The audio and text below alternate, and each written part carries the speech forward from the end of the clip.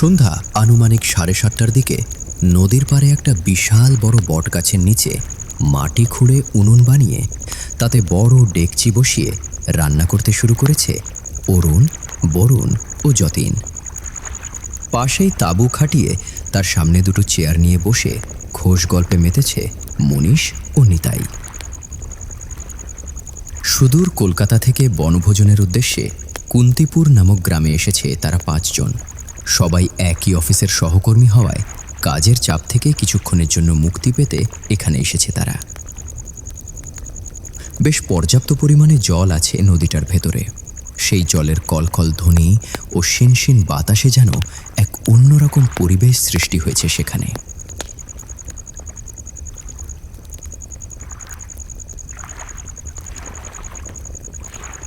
জায়গাটা কিন্তু ভারী সুন্দর, কি বলো যতীন?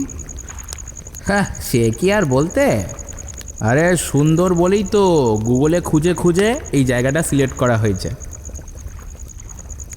গল্পগুজব আবার রান্নাবান্না করতে করতেই কেটে গিয়েছে প্রায় ঘণ্টাখানেক। চারপাশ বেশ অন্ধকার, শুধুমাত্র পিকনিকের জায়গাটায় উনুনের আলো টিমটিম করে জ্বলছে। রাত আনুমানিক 8:30 কি 8:45টার দিকে ঘুটঘুটে অন্ধকার ভেদ করে একজন বৃদ্ধ লোক এসে দাঁড়ালো মনীষ ও নিতাইয়ের সামনে।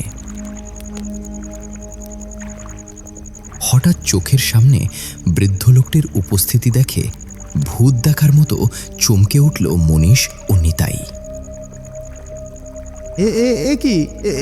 কে আপনি? আর হঠাৎ করে আপনি এই জায়গায় এলেনই বা কোথা থেকে? মনীষের ভয় মিশ্রিত কথা শুনে মৃদু হেসে উঠলেন হরিদাসবাবু। তিনি এমনভাবে হাসলেন যেন মনীষ তাকে কোনো মজার প্রশ্ন করেছে। আমার নাম হরিদাস। আমার বাড়ি ওই নদীর ওপারে। একটা কাজে নদীর এপারে এসেছিলাম।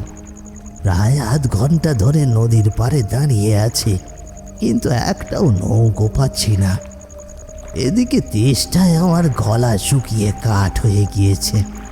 আমাকে 1 ঘটি জল দেবে গো বাবা? ও মনীষ, অযথা দেরি করো না, যাও গিয়ে তাঁবুর ভেতর থেকে কাকাকে 1 ঘটি জল এনে দাও ভাই। আমি একটু ওদিক থেকে ঘুরে আসি, দেখি ওদের রান্না কতদূর এগোলো। হরিদাসবাবুর সাথে আর কথা না বাড়িয়ে নিতাইয়ের কথা মতো জল আনার জন্য তাঁবুর ভেতরে প্রবেশ করল মনীষ। অপরদিকে অরুণ, বরুণ ও যতীনের রান্নাবান্না কতদূর এগোলো সেটা দেখার জন্য সেদিকে চলে গেল নিতাই। মিনিট খানেক পরে জলের ঘটি হাতে তাঁবুর বাইরে আসতেই থমকে দাঁড়ালো মনীষ। কারণ মিনিট 2 আগেও যে বৃদ্ধ লোকটি একটু জলের জন্য অনুরোধ করেছিল, অথচ জল না খেয়েই কেমন ভূতের মতো উধাও হয়ে গিয়েছে সেই লোকটি। এই যে জল এনেছি, কিন্তু কোথায় গেলেন আপনি? কাকাবাবু, এই যে আপনার জল এনেছি। কি এই তো এখানেই তো দাঁড়িয়েছিল, জল খাওয়ার অনুরোধ করলো লোকটা। তাহলে মিনিট খানেকের মধ্যে সে কোথায় হারিয়ে গেল?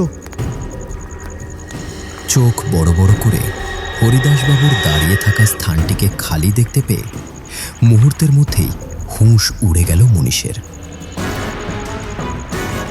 নদীর জলের স্রোতের কলকল শব্দ আর দূরের অন্ধকার মিলেমিশে যেন তার নিঃশ্বাস বন্ধ হয়ে আসছিল। আর এক মুহূর্ত সেখানে দাঁড়িয়ে না থেকে দৌড়ে চলে গেল অরুণ ও বরুণদের রান্নার জায়গায়। আকস্মিকভাবে মনীষকে এমনভাবে ছুটে আসতে দেখে অবাক হয়ে তার দিকে তাকিয়ে রইল অরুণ, বরুণ, যতীন ও নিতাই। কি গো মনীষদা, তুমি এমনভাবে ছুটে এলেছে, কি হয়েছে?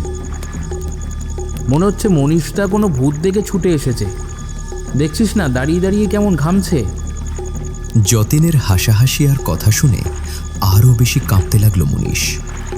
মনীষের এই ভয় আর থরথর করে কাঁপুনি যেন এক প্রকার সন্দেহ ও উদ্বেগ সৃষ্টি করল নিতাই সহ বাকি সকলের মনে। এই থামো তোমরা। মনীষ, কি হয়েছে বলো তো? তুমি এভাবে কাঁপছো কেন? আমি আমি জল আনতে তাঁবুর ভেতর গেলাম। এরপর জল নিয়ে বাইরে এসে দেখি লোকটা নেই। এদিক ওদিক তাকিয়ে দেখলাম, লোকটাকে ডাকলাম, কিন্তু কোথাও কিচ্ছু নেই। মনীষের কথা অরুণ, বরুণ ও যতীন কিছু বুঝতে না পারলেও নিতাইয়ের বুঝতে বাকি রইল না কিছুই। সবটা বুঝতে পেরে এক অজানা ভয়ের আশঙ্কায় ধক করে উঠল নিতাইয়ের বুক। আসন্ন বিপদের কথা সকলের সামনে মুখ ফুটে বলতে না পারলেও মনের মধ্যে আকুপাকু করতে লাগলো তার। এমন সময় বটগাছের মগডাল থেকে দুটো রক্তাক্ত কাটা মুন্ডু এসে পড়ল তাদের সামনে। মাটির উপর আছড়ে পড়তেই গলগল করে রক্ত গড়িয়ে পড়তে শুরু করলো মুন্ডু দুটো থেকে। রাম রাম রাম রাম রাম রাম রাম রাম রাম রাম রাম এসব কি হচ্ছে আমাদের সাথে?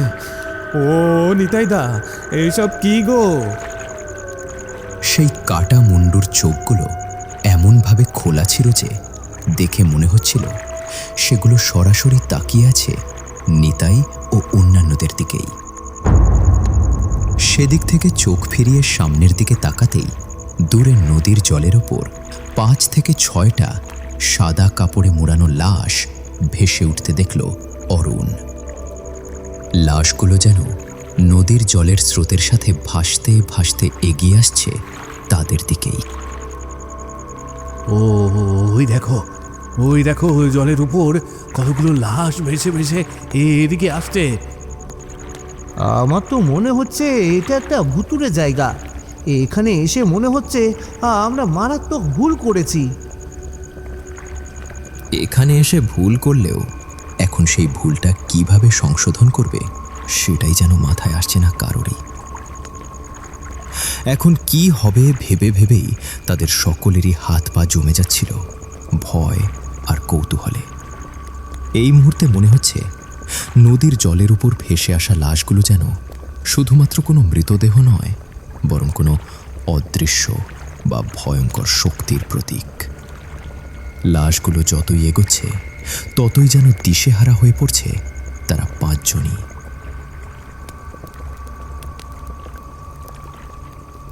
আমার মনে হচ্ছে আমাদের আর এখানে থাকাটা ঠিক হবে না। চলো চলো, সবাই এখান থেকে পা চালিয়ে চলে যাই। যতীনের কথা মতো আর এক মুহূর্ত সেখানে দাঁড়িয়ে না থেকে সামনের দিকে পা বাড়ালো তারা। সামনে এগোতেই এক এক করে সেই লাশগুলো কালো ছায়ার রূপ ধারণ করে জল থেকে উঠে এসে দাঁড়ালো তাদের সামনে। তাদের চোখগুলো অদ্ভুতভাবে জ্বলছিল, আর পুরো শরীর জুড়ে ছিল অস্বাভাবিক লোম, যা পরিবেশটাকে আরও কয়েক গুণ বেশি ভয়ানক করে তুলল। কালো ছায়াগুলোকে দেখার পর থেকেই বাকিরা স্বাভাবিক থাকলেও এক প্রকার মূর্ছা যাওয়ার মতো অবস্থা হয়ে গেছে মনীষ ও অরুণের। কিরে, তোরা পালিয়ে গেলেই বেঁচে যাবি ভেবেছিস? তোরা হয়তো জানিস না, আমাদের জায়গায় যেই বা যারা একবার আসে তারা আর কখনো ফিরে যেতে পারে না। আজ তোরাও ফিরে যেতে পারবি না, মরবি আমাদের হাতে। আজ তোরা মরবি। ধর ধর ওদেরকে, ধর ধর রে।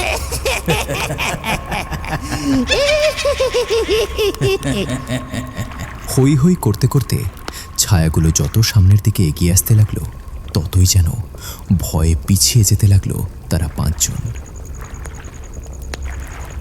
কোনো কিছু বুঝে ওঠার আগেই হঠাৎ করেই ছুটে এসে অরুণের গলা চেপে ধরল একটা কালো ছায়া। বাঁচাও, বাঁচাও আমাকে। অরুণ চিৎকার করতে করতে পেছনের দিকে ছুটতে লাগলো, কিন্তু কালো ছায়ার শক্ত বাহু তাকে এমনভাবে ধরে রাখল যে কিছুতেই সেই হাত খুলতে পারল না কেউই। চারপাশে অন্য ছায়াগুলো হই হই শব্দ করতে করতে ছুটে আসতে লাগলো বাকিদের থেকে। এমন সময় নিতাই বুদ্ধি দেখিয়ে উনুন থেকে জ্বলন্ত লাকড়ি তুলে নিয়ে ছুড়ে দিল কালো ছায়াগুলোর দিকে। লাকড়ির আগুনের জ্বালায় কালো ছায়াগুলো হঠাৎ কুঁকড়ে গেল এবং মুহূর্তের মধ্যেই বন্ধ হয়ে গেল তাদের হই হই করা শব্দ।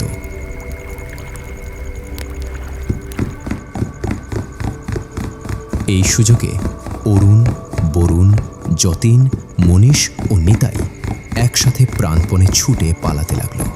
দৌড়াতে দৌড়াতে নদীর তীর পেরিয়ে পৌঁছে গেল একটা গ্রামের ভেতর। এরপর একটা বড় দালান বাড়ির সামনে গিয়ে এক এক করে অজ্ঞান হয়ে পড়ে গেল তারা পাঁচজনই। ভোরের আলো ফুটতেই ধীরে ধীরে কৈলাস মোড়লের বাড়ির সামনে ভিড় জমিয়েছে গ্রামের কিছু মানুষ। আকস্মিকভাবে কিছু অচেনা মানুষকে মোড়লের বাড়ির সামনে পড়ে থাকতে দেখেই কৌতূহলী হয়ে পড়েছে গ্রামবাসীরা। মানুষজনের সমাগম ও নানান কথাবার্তায় এক এক করে জ্ঞান ফিরে এলো অরুণ, বরুণ, যতীন, মনীষ ও নিতাইয়ের। কৈলাসবাবু একরাশ কৌতূহল ও সন্দেহ নিয়ে তাকিয়ে আছেন নিতাইদের দিকেই। কি কি ব্যাপার? আপনারা কারা আর কোথায় থেকে এসেছেন?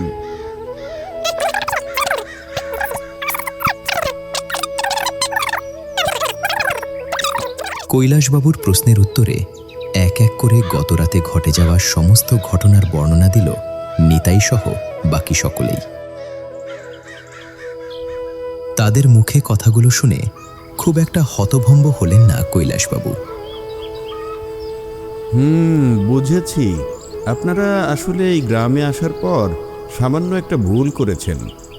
এখানে আসার পর যদি আমার কাছে আসতেন তবে আর এমন পরিস্থিতিতে পড়তে হতো না আপনাদের।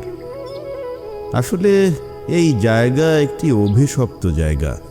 বহু বছর আগে গ্রামের কিছু কলেরা রোগীকে এই নদীর তীরে দাহ করা হয়েছিল।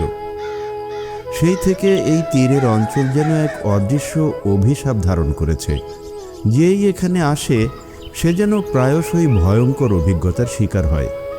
আপনাদের ভাগ্য ভালো যে বেঁচে ফিরেছেন, অনেকের তো সেই ভাগ্যও হয় না। গ্রামের মোড়ল কৈলাসবাবুর নিকট থেকে বিদায় নিয়ে আবারও শহরে ফিরে এলো তারা পাঁচজন। শহরে ফিরে এলেও সেদিন রাতের সেই ভয়ঙ্কর অভিজ্ঞতার দাগ গভীরভাবে গেঁথে রইল সকলের মনেই।